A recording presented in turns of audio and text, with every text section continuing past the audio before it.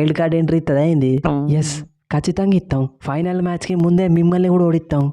ఫకర్ భయ్యా, మనం తొందరపడి అలా శ్రీలంకను ఓడించి ఆ తర్వాత బంగ్లాదేశ్ను ఓడించి ఫైనల్కి పోయినాం అనుకో, మళ్ళీ ఇండియాతోని ఫైనల్ ఆడాల్సి వస్తుంది. అప్పుడే గివిలతో ఓడిపోయి ఇంటికి పోతే సరిపోదా? తమ్ముడు, ఒమాన్తో గెలిచినాం, తర్వాత ఇండియాతో ఓడిపోయినాం. యుఏఈతో గెలిచినాం, తర్వాత ఇండియాతో ఓడిపోయినాం. మనం ఒక ఇండియాతో తప్ప ఎవరితో ఓడిపోవడానికి వీల్లేదు. ఫస్ట్ మనం ఇలా శ్రీలంకను ఓడిద్దాం, తర్వాత బంగ్లాదేశ్ను ఓడిద్దాం, తర్వాత ఫైనల్ మ్యాచ్ గురించి ఆలోచించుదాం. మాకు కావాల్సింది కూడా గదే. మిమ్మల్ని ఎన్నిసార్లు ఓడించినా సాటిస్ఫాక్షన్ వస్తలేదు. ఇంకొకసారి మీరు ఫైనల్కి వచ్చి మా చేతులు ఓడిపోయారనుకో, ఏషియా కప్ గెలిచినందుకు సంతృప్తి ఉంటుంది. వస్తాం, ఈసారి ఫైనల్కి వస్తాం. ఫైనల్ పంచ్ కూడా మేమే ఇస్తాం.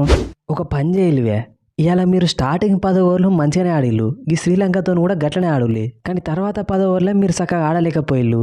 తర్వాత 10 ఓవర్లు కూడా మరి 6లు కొట్టాలంటే ఏం చేయాలో చెప్పు స్కై భయ్యా. ఏం లేదు సల్మాన్ తమ్ముడు.